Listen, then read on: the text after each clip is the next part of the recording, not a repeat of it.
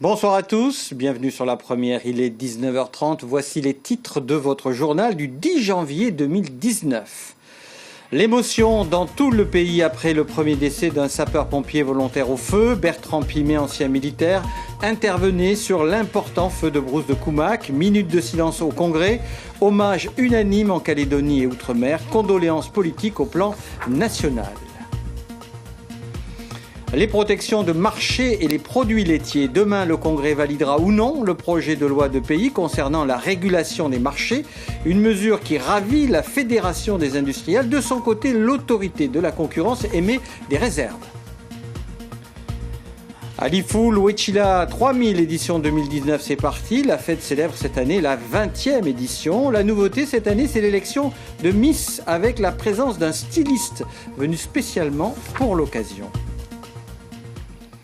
Une minute de silence des élus du Congrès à la mémoire de Bertrand Pimet. C'était ce matin. L'ancien pompier militaire, volontaire et garde champêtre de Koumak a été gravement brûlé et il est décédé alors qu'il tentait de maîtriser l'incendie de la commune. Depuis ce matin, les réactions et les condoléances affluent de toutes parts, de Nouvelle-Calédonie, d'Outre-mer, mais également de la part de l'État, hauts commissaires, ministères et parlementaires calédoniens. La photo que vous voyez sur votre écran a été envoyé, et vous allez la voir dans quelques secondes, par Bertrand Pimet lui-même alors qu'il intervenait sur l'incendie qui lui a été hélas fatal. Et sur le terrain, à présent, l'émotion est vive après sa disparition, cette tragique disparition. Ce matin, Jean-Noël Méraud s'est rendu à la caserne des pompiers de Koné où ses collègues étaient attristés. Regardez. Une chape de plomb au-dessus de la caserne de Koné. Ce 10 janvier 2019, le 18 est en berne. Dans cette petite brigade, personne n'a jamais connu ce collègue de Koumak, mais sa disparition atteint chacun ici, comme un proche. C'est un membre de la famille des pompiers qui est parti sur une intervention et qui n'est pas revenu. Donc ça fait mal au cœur en fait. Vous, en tant que volontaire, ça vous fait peur ou bien ça vous encourage au contraire dans votre travail ? Ça m'encourage d'un côté et ça me fait peur de l'autre. Comme je suis maman d'une petite fille, j'ai pas envie de partir en intervention et qu'on appelle ma famille pour dire à ma fille ta maman elle est partie et elle reviendra pas. Bertrand Pimet, père de 2 enfants de 13 et 19 ans, n'est jamais revenu. Cet ancien militaire de carrière occupait sa retraite comme garde champêtre et pompier volontaire à Koumak. C'est une personne qui est comme nous, qui se donne comme nous, qui a une vie de famille et qui, grâce à cette vie de famille, permet d'être plus fort pour aider les citoyens, pour protéger notre environnement. Et c'est sûr que, disons, quand il part comme cela, le reflet de sa mort, de sa disparition, elle nous impacte de suite. Voilà. C'est très douloureux, c'est pas facile à vivre et on le ressent comme un drame, comme une tragédie. Il est parti comme cela, en intervention rendant service à la population. Aujourd'hui, le SIVM Nord ainsi que les pompiers de Koumak étaient toujours au front. Et ici à Koné, on s'inquiète beaucoup pour eux. Et les pompiers, on est une grande famille parce qu'on se donne ensemble, on travaille en équipe et chaque pompier qui agit, chaque équipe qui agit à n'importe quel endroit du territoire, c'est nous qui agissons. Chez nous, il n'y a pas de couleur, il n'y a pas de religion. On est tous unis pour une même cause, donc la protection des biens, de l'environnement et des personnes. Et nous, ce qu'on voit, c'est le courage, le dévouement et puis la force que la famille des pompiers rapporte. Un dévouement rarement récompensé. Ce drame aura peut-être le mérite d'ouvrir les yeux des civils que nous sommes sur ces soldats souvent méconnus, mais toujours joignables au 18. Bertrand Pimet, ancien militaire, sera décoré à titre posthume de la médaille d'honneur échelon or pour acte de courage et dévouement. Je vous le disais, les condoléances affluent de toutes parts, de Mayotte aux Vosges, en passant par la Creuse. Ce matin, la Fédération nationale des sapeurs-pompiers de France a publié un communiqué de soutien. Toutes nos pensées vont vers sa famille, ses collègues et ses amis. La ministre des Outre-mer, Annick Girardin, adresse ses plus sincères condoléances à sa famille, ses proches et ses collègues. Le ministre de l'Intérieur, Christophe Castaner, évoque la disparition de Bertrand Pimet, qui endeuille l'ensemble de la communauté des secours. Enfin, j'ajoute que les obsèques de Bertrand Pimet à Coumac auront lieu samedi matin, mais dès demain à partir de 10h30 à la morgue du 6e kilomètre, les amis et collègues pourront se recueillir auprès de leurs camarades. À midi, une haie d'honneur composée des sapeurs-pompiers du Grand Nouméa sera organisée au départ du Corbillard et tout au long de la route vers Coumac. Une prudence est demandée aux automobilistes au passage du cortège. Sur le terrain de l'incendie, à présent, la sécurité civile a annoncé ce matin, vers 10h, que l'incendie de Coumac est désormais maîtrisé. Plus de 1100 hectares de végétation ont été brûlés. Le plan Orsec niveau 2 n'a pas été levé. Et le décès de ce soldat du feu met en lumière les risques encourus par les pompiers qui mènent sans relâche la lutte contre les feux de toutes sortes, dont l'origine, hélas, est souvent due à l'imprudence ou à la malveillance. Ludmila Zi et Claude Lindor ont voulu en savoir davantage sur les moyens de sécurité dont disposent les sapeurs-pompiers. Regardez. Voici ce à quoi sont régulièrement exposés les pompiers. Et pour affronter les flammes sur les feux de forêt, il faut être bien préparé, formé et équipé. Ils apprennent aussi à s'autoprotéger lorsqu'ils risquent d'être pris par un front de flamme, et avec une autoprotection qui est prévue sur les véhicules, mais aussi avec la mise en place de lance-incendie à proximité. Ça encore, lorsque le temps le permet, lorsqu'on peut l'anticiper, ce qui n'est pas toujours le cas. Les pompiers encourent d'autres risques, notamment sur les feux urbains ou lors d'interventions sur les réseaux routiers. Lorsqu'on intervient sur des feux d'habitation, on ne sait pas exactement ce qu'il y a à l'intérieur et ce qui peut se passer, et on est exposé à des risques également. Plusieurs facteurs peuvent provoquer de dramatiques accidents, comme nous le précise la sécurité civile à propos de la perte tragique de Bertrand Pimet, pompier volontaire.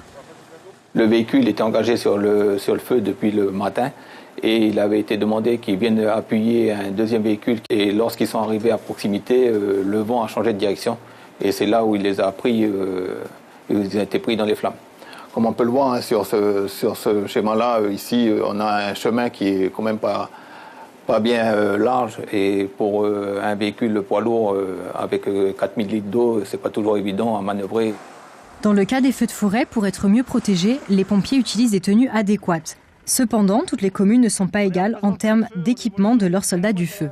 Depuis plusieurs années, les véhicules possèdent également des équipements avec dispositifs d'autoprotection permettant un arrosage en cas de situation d'urgence. Des moyens qui permettent aux pompiers de travailler avec plus de sécurité.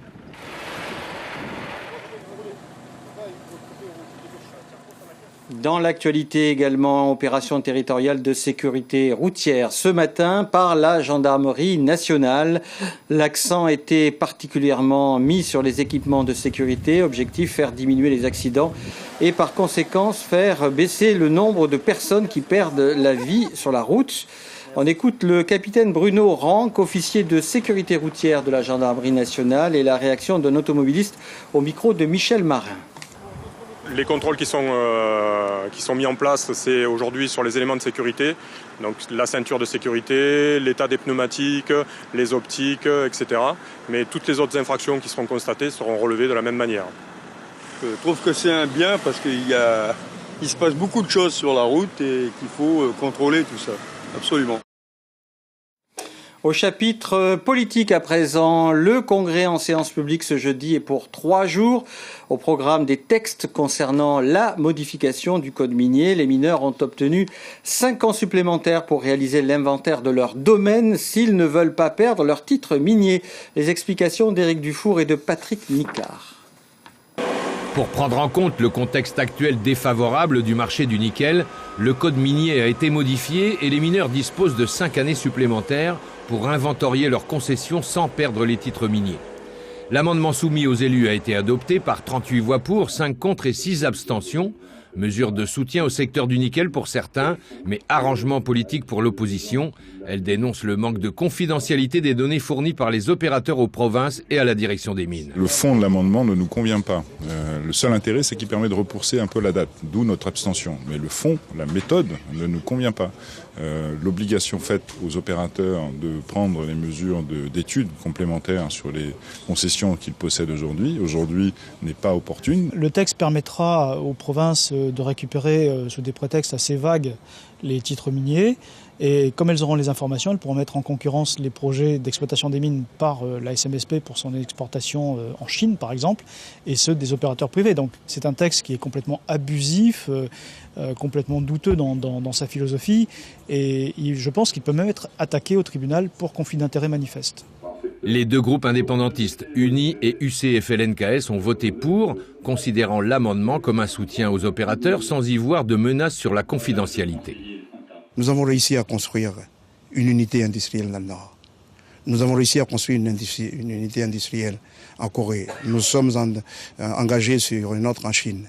Mais les minerais que certains n'arrivent pas à écouler aujourd'hui, nous aimerions travailler sur une synergie entre tous les opérateurs calédoniens pour que le petit minerai puisse être exploité dans nos usines. C'est ça que nous demandons simplement. Les mineurs ont été associés à une proposition technique plus économique et moins impactante pour l'environnement. Il s'agit de sondages par électromagnétisme héliporté. En clair, un détecteur de métaux placé sous un hélicoptère permet d'identifier les zones où la présence de minerais mérite des sondages approfondis. On a pu vérifier qu'elle permet effectivement d'acquérir très rapidement des données sur la taille, l'emplacement, la profondeur des amas de nickel. Et c'est capital parce que ça permet, au lieu de faire des trous partout en aveugle pour savoir qu'est-ce qu'on a dans le sous-sol, ça permet de savoir où est-ce qu'on doit faire les sondages de manière beaucoup plus ciblée. Dans l'après-midi, les élus ont également adopté à l'unanimité une loi du pays relative à la responsabilité et à l'assurance de la construction. Objectif, sécuriser les professionnels du bâtiment et protéger les consommateurs. Assurance obligatoire pour le constructeur, obligation de qualification ou de formation des professionnels du BTP et élaboration prochaine d'un référentiel calédonien des normes de construction. Entrée en vigueur des nouvelles mesures le 1er juillet de cette année. Les débats se poursuivront demain avec le gros dossier de la réforme de l'enseignement primaire. Et justement, ce jeudi, les élus ont également adopté le texte de la réforme de l'enseignement secondaire. Nous y reviendrons dans nos prochaines éditions. Autre actualité du Congrès, c'est demain qu'il validera ou non le projet de loi de pays concernant les protections de marché. Il prévoit notamment de mettre les produits laitiers à l'abri de toute concurrence extérieure, une mesure qui ravit les industriels regroupés dans la FINC. De son côté, l'autorité de la concurrence met en garde. Reportage Lorelai Aubry, Michel Marin et Claude Lindor. Adieu, douceur laitière venue de l'Hexagone et autres pays anglo-saxons. Les yaourts aromatisés ou additionnés de fruits, tout comme les fromages blancs, seront désormais exclusivement issus de production locale. Une mesure destinée à réguler le marché, en clair, favoriser la vente de produits calédoniens en les protégeant de ceux importés, qui par leur production à grande échelle rend les prix moins chers pour les consommateurs. La FINC, qui essuie quelques critiques, se félicite de cette avancée. Aujourd'hui, certains se complaisent à faire du made in bashing, aller mettre sur la place publique en pâture certaines entreprises ou certains produits. C'est ridicule, notamment sur cette question des produits laitiers, puisque aujourd'hui, l'essentiel des produits laitiers qui sont protégés en Nouvelle-Calédonie sont des produits laitiers qui sont fabriqués sous licence internationale, donc d'une qualité irréprochable. Et pour ceux qui prennent un peu le temps de faire le tour des rayons dans Nouméa, dans le Grand Nouméa ou les services de Nouméa, ils verront qu'en plus, ces produits laitiers fabriqués localement sont des produits qui sont moins chers que ce qu'on peut trouver dans le Pacifique Sud. Du côté de l'autorité de la concurrence, on évoque les dérives potentielles à laquelle ce dispositif peut aboutir, comme le risque de position dominante. Si ce producteur se retrouve en situation de monopole, et qu'il n'y a pas de contrôle, c'est là le problème essentiel, qu'il n'y a pas de contrôle du respect qu'il aura soit d'avoir de l'emploi local, soit de moderniser son outil, eh bien effectivement il peut très bien se trouver en situation telle qu'il ne se sent plus tenu de faire progresser son outil de travail, de faire progresser la matière qu'il met en place et qu'il vend, ou de faire baisser les prix. Raison pour laquelle tout un arsenal de sanctions est prévu en cas de non-respect des engagements. Le projet sera débattu demain au Congrès. Alifu, Luechila 3000, édition 2019, c'est parti. La fête célèbre cette année sa 20e édition. Au programme notamment coutumes, cultes, activités traditionnelles et la nouveauté cette année, c'est l'élection de Miss Luechila 3000 qui va compter pour la présélection de Miss Calédonie. Un styliste et une Miss ont même effectué pour l'occasion un retour au pays. Gilbert Assawa et Charawayane. L'éclat d'ébène du grain de peau de Nikita, première dauphine de Miss Calédonie 2018, mise en lumière par cette création où se mêlent les influences du Japon et de Mélanésie. Taillée dans le polyester, la robe de soirée signée Mike Uefiko, styliste, un patronyme de Luechila qui s'est épanoui à Yengen en mêlant ses racines au Tanaka. Dans la romance, dans l'élégance, et dans la simplicité aussi. Donc, voilà.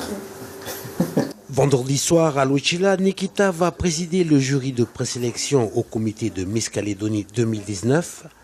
Un sacré challenge.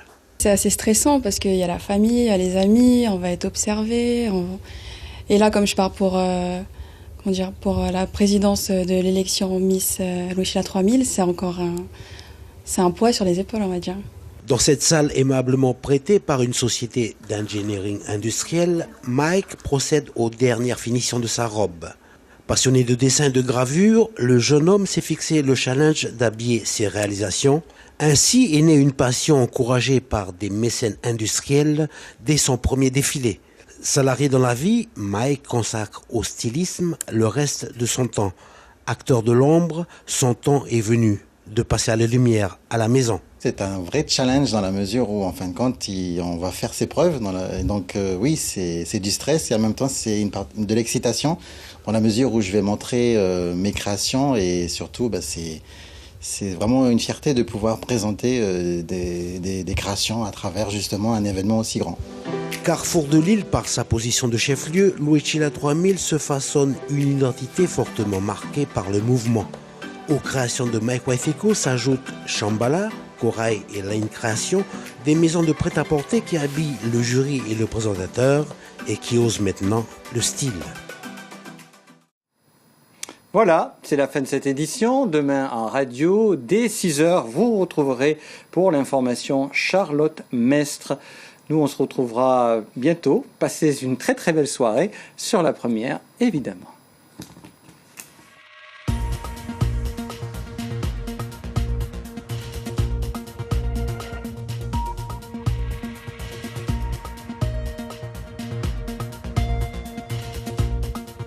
L'info continue sur lapremière.nc.